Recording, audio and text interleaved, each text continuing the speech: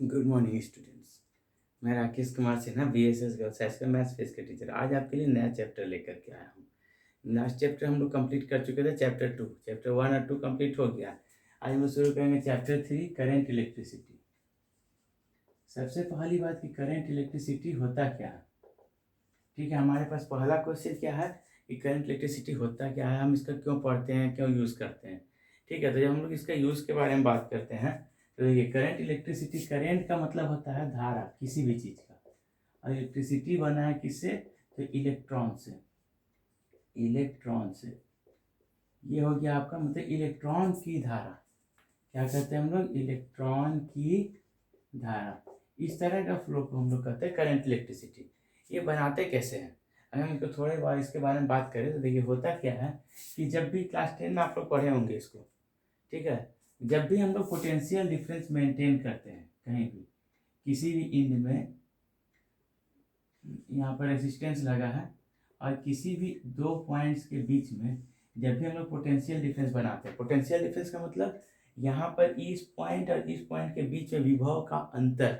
जैसे कैसे होता है कि हम यहाँ पर टंकी बनाए, टंकी में यहाँ पानी लिए ज़्यादा और एक टंकी लिए, फिर इसमें पानी नहीं लिए या कम पानी लिए और इसको पाइप से ऐसे जोड़ दिए। जब जोड़ेंगे तो क्या होगा, इसका पानी इसमें फ्लो करेगा क्योंकि इसके पास ज़्यादा है, इसको कहेंगे ज़्यादा पोटेंशियल है, ज़्यादा पोटेंशियल। और ये हो गया कम पोटेंशियल। ठीक है, इस तरह का ऐसा फ्लो होने लगता है। तो इससे भी क्या होता है कि जहाँ प्लस होता है वहाँ पर ज़्यादा पोटेंशियल होता है, ठीक ना, यहाँ पर ज़्यादा पोटेंशियल है और यहाँ पर कम पोटेंशियल है।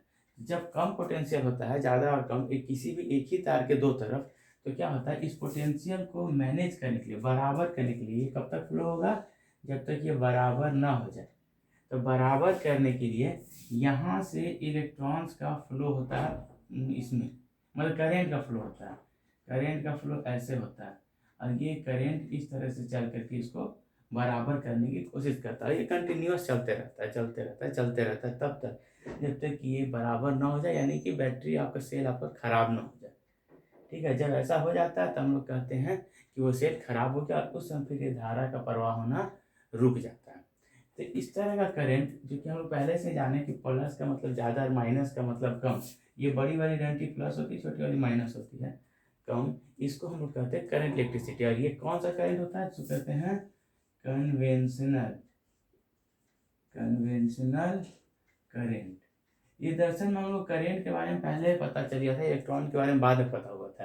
एक्चुअल में होता क्या कि जहाँ पर माइनस है वहाँ पर इलेक्ट्रॉन ज़्यादा मात्रा में होते हैं और प्लस में इलेक्ट्रॉन्स कम। तो होता ये है कि एक्चुअल बात अगर हम आप लोग को बताएं तो यहाँ पर जब हम लोग बैटरी के किसी भी दो टर्मिनल को किसी रेसिस्टेंस के थ्रू जोड़ते हैं तो इसमें होता ये कि माइनस के टर्मिनल से, यहाँ से इलेक्ट्रॉन्स निकल करके फ्लो करती है कहाँ, तो प्लस के टर्मिनल तक। इसको हम लोग कहते हैं इलेक्ट्रॉनिक करंट, इलेक्ट्रॉनिक करंट। तो करंट हमारे पास दो तरह का हुआ, कन्वेंशनल जो कि हम पहले से जानते आए हैं उसको हम लोग कहते हैं कन्वेंशनल करंट। और इलेक्ट्रॉन्स का चूंकि जिस तरह से सेल के चारों इस तरह से फ्लो होता है, एक्चुअल फ्लो यही होता है, ये फ्लो होता नहीं है। लेकिन हम लोग मानते हैं पहले चूंकि ज़्यादा से कम की ओर का मानते थे, तो ज़्यादा से जहाँ हो रहा उसको हम लोग कन्वेंशनल करंट करते हैं। ये होता ही है कि यहाँ पर जब ये करंट, इसमें इलेक्ट्रॉन जो होती है, ये इलेक्ट्रॉन यहाँ से यहाँ जाती है, फिर यहाँ इस तरह से फ्लो होने लगता है, तो यहाँ का इलेक्ट्रॉन यहाँ गिरता है। तो जब इलेक्ट्रॉन इधर जाती है तो यहाँ पर बच जाता है क्या, प्लस, पॉजिटिव खाली जगह। ठीक है, इसको हम लोग कहते हैं होल्स।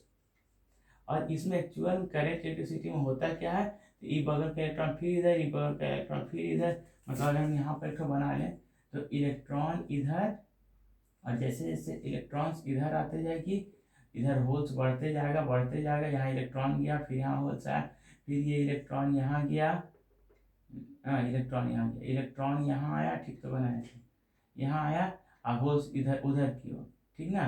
तो ये इलेक्ट्रॉन यहाँ हट गया, फिर इधर इलेक्ट्रॉन है, इधर से होल्स बढ़ते गया। तो होल्स का फ्लो को हम लोग कहते हैं, होल्स के फ्लो को कहते हैं कन्वेंशनल करंट, इलेक्ट्रॉन्स के फ्लो को इलेक्ट्रॉनिक करंट। तो करंट हमारे पास दो तरह का होता है। और ये कैसे आया आपका, तो पोटेंशियल डिफरेंस बनाया, जब तक ये सेल नहीं जोड़ते तब तक दोनों एंड का पोटेंशियल जो होता है सो सेम होता है। तो ये जब हम लोग पोटेंशियल डिफरेंस लगाते हैं तब जा करके ये काम होता है। ठीक है, उम्मीद करते हैं यहाँ तक समझ में आ गया होगा। अगर हम पोटेंशियल डिफरेंस का बात करें तो पोटेंशियल डिफरेंस का मतलब यही, जहाँ पर ज़्यादा इलेक्ट्रॉन, यहाँ पर जैसे हम लोग को दिख रहा है तो इधर से इलेक्ट्रॉन का फ्लो स्टार्ट होता है, यहाँ पर कम इलेक्ट्रॉन तो इसको भरपाई करते रहता है। ठीक है, उम्मीद करते हैं यहाँ तक समझ में आ गया होगा आप लोग को। देखिए थोड़ा आगे बढ़ते हैं। अभी आप लोग को बोला पोटेंशियल डिफरेंस बनाना, इसी पर ओम महोदय ने क्लास 10 में आप लोग उसका ओम का नियम पढ़े होंगे।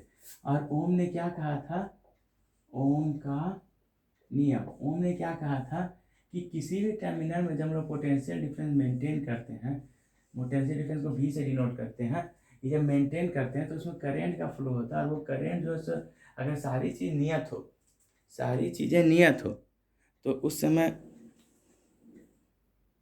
अगर नियत हो तो उसमें कहा था कि पोटेंशियल जो होता है, एक करंट जो होता है वो पोटेंशियल का डायरेक्टली प्रोपोर्शनल होता है।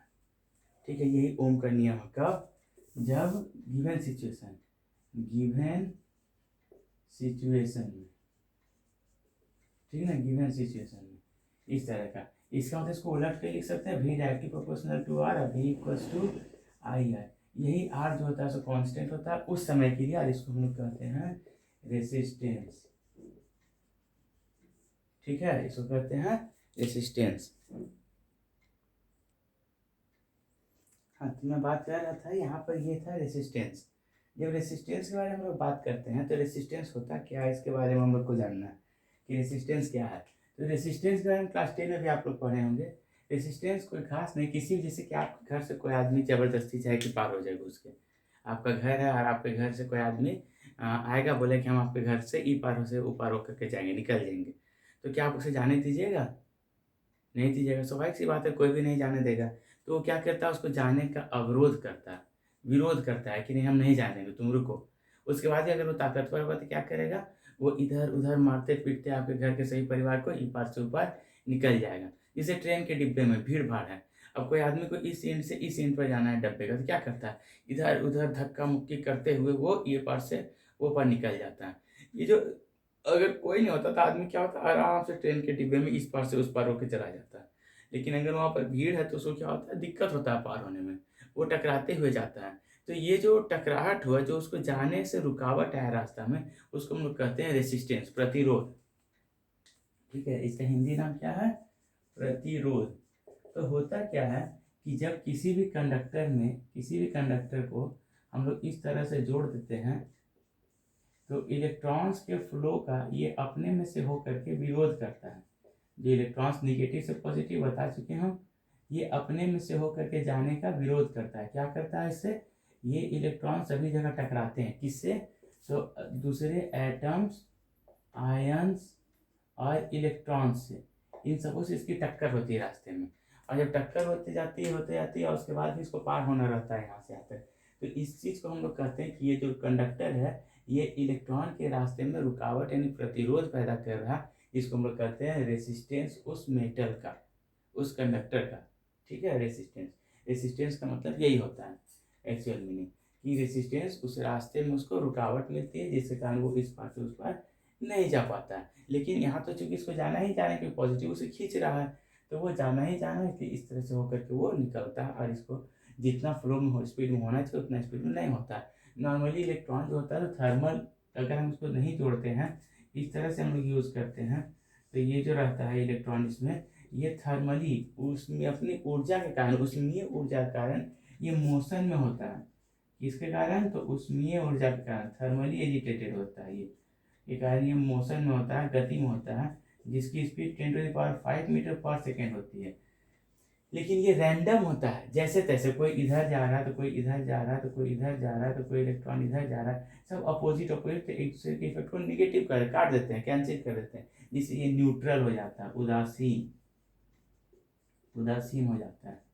ठीक है, लेकिन जब हम इसको जोड़ देते हैं इस तरह से, सभी का सभी इलेक्ट्रॉन लगभग एक दिशा में मूव करने लगते हैं, जिससे क्या होता है कि इस तरह का मूवमेंट बन जाता है, और ये पॉजिटिव का यहाँ पॉजिटिव इंड हो जाता है, यहाँ निगेटिव इंड, इलेक्ट्रॉन्स इधर से इधर की ओर ये आकर्षित होने लगते हैं मेटल में। ठीक है, उम्मीद करते हैं रेसिस्टेंस समझ में आ गया होगा। अब देखिए रेसिस्टेंस के कुछ रूल्स है, कुछ फॉर्मूला है, हम आपको ओम्स का लॉ बता चुके हैं, ओम्स के लॉ में कोई दिक्कत नहीं होना चाहिए। अब रेसिस्टेंस कंप्लीट कर रहे हैं। देखिए रेसिस्टेंस में होता क्या है कि अगर ये वायर ज़्यादा लंबा होगा, ट्रेन का डिब्बा जितना लंबा होगा आपको उतना दूर चलना होगा और उससे आपको उतनी दिक्कत होगी। इसका मतलब है कहने का कि इसकी लेंथ जितनी ज़्यादा होगी रेसिस्टेंस उतना ज़्यादा होगा, तो R directly proportional to L. ठीक है, ये जितना ज़्यादा चौड़ा होगा उसको फ्री रास्ता ज़्यादा मिलेगा, इसका मतलब रेसिस्टेंस कम होगा, इसका मतलब inversely proportional to A. L क्या है? लंबाई है चालक का, लंबाई चालक की, और ए क्या है? Cross sectional area, cross sectional area है। ये जितना ज़्यादा होगा ये रेसिस्टेंस उतना कम होगा। दोनों को कंबाइंड करते हैं तो आर एल बाई ए, यहाँ प्रोपोर्शनलिटी साइन लगा के इक्वल बैठाएंगे तो ये आएगा रो। ये रो क्या है? तो रो को हम लोग कहते हैं कांस्टेंट किसी गिवन मेटल का, किसी भी जो दिया हुआ मटेरियल होगा ये मटेरियल का कांस्टेंट होगा, मटेरियल का कांस्टेंट होगा, जिसको हम लोग क्या कहते हैं? रेसिस्टिविटी, रेसिस्टिविटी प्रतिरोधकता। और ये किसी भी मटेरियल के लिए कांस्टेंट होता है, क्यों? क्योंकि देखिए R equals to rho, L मान लेते हैं 1 मीटर है और ए 1 मीटर स्क्वायर है, ठीक ना। तो रो क्या होगा? रो इक्वल्स टू आर होगा।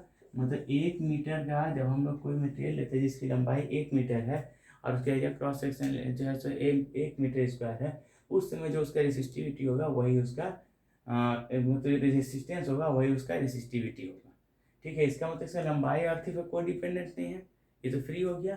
तो रो जो होता है वो एल पर और एम पर डिपेंड नहीं करता, जबकि आर जो है तो एल और एम पर डिपेंड, एम बोलते हैं ए पर डिपेंड करता है, देखिए ए पर डिपेंड करता है। ठीक है, ध्यान रखिएगा, ये क्वेश्चन बहुत इंपॉर्टेंट है, इससे आप लोग क्वेश्चन पूछता भी है। ठीक ना।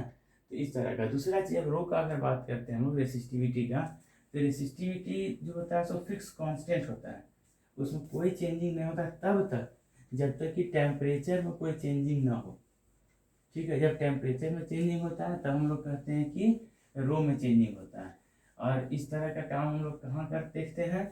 तो सभी चीज़ों में, किसी भी चीज़ को जब हम लोग गर्म करंट प्रोवाइड कराते हैं तो धीरे धीरे गर्म हो जाता है, और गर्म होने से क्या हम लोग को होता है कि जब वो गर्म हो जाता है तो उसमें इलेक्ट्रॉन ज़्यादा तेज मूव करने लगते हैं।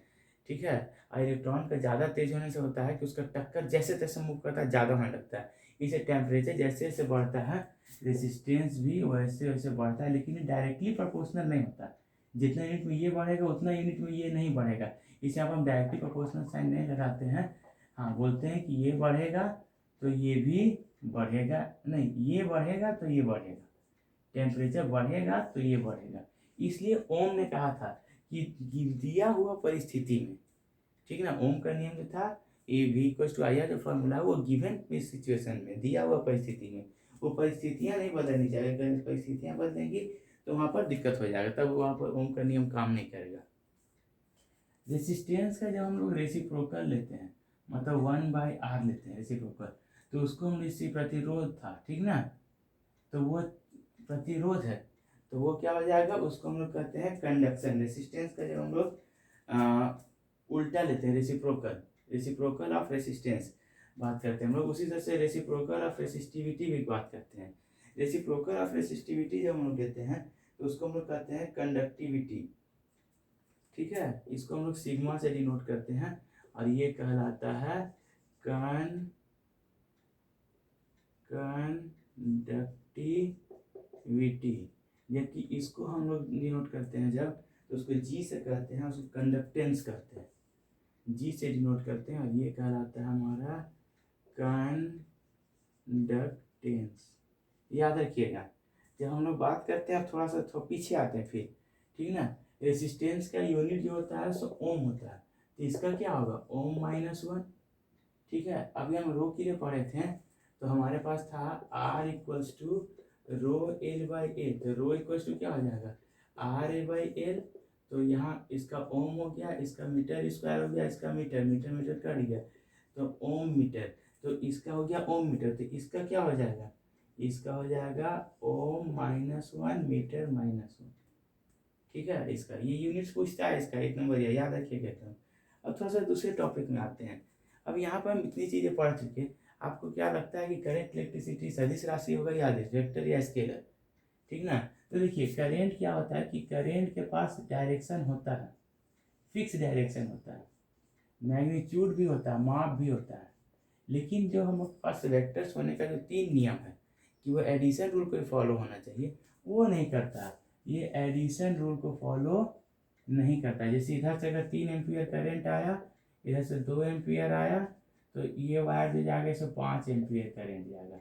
इसका मतलब क्या हुआ, ये 5 एम्पियर कि ये इस एंगल पे डिपेंड नहीं किया। और जब एंगल पे डिपेंड नहीं किया तो एडिशन रूल को फॉलो नहीं किया, ये तो सिंपल अलजेब्रिक मेथड से ऐड हो गया।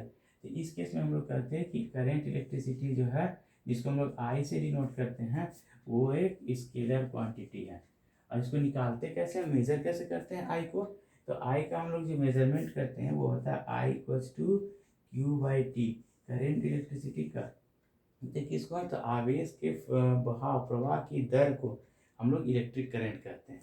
ठीक ना, किसको कहते हैं? तो आवेशों के प्रवाह की दर को हम लोग करंट इलेक्ट्रिसिटी कहते हैं। इसका यूनिट क्या होता है? महान साइंटिस्ट हमारे एम्पियर के नाम पर इसका नाम रखा गया, एम्पियर इसका यूनिट का। और इसको हम लोग कैपिटल ए से डिनोट करते हैं। ठीक है, उम्मीद करते हैं यहाँ तक आप लोगों को समझ में आया होगा। आज हम करंट इलेक्ट्रिसिटी के बारे में बहुत दूर तक पढ़ लिए हैं। इसको हम लोग कोशिश करते हैं कि 2-3 क्लासेस में, 3 क्लासेस में ख़त्म हो जाए। ठीक है, उससे ज़्यादा ना चले। तो उम्मीद करते हैं यहाँ तक आप लोगों को सारा चीज़ समझ में आ गया होगा। चलिए, अगर समझ में आ गया है तो इसको वीडियो रोक रोक के बढ़िया से देख लीजिएगा। और कोई दिक्कत हो तो इस व्हाट्सएप नंबर पर कांटेक्ट कर लीजिएगा, दिए हुए नंबर पे। और अगर अच्छा लगे तो लाइक और सब्सक्राइब जरूर कर लीजिएगा। Okay, take care, bye.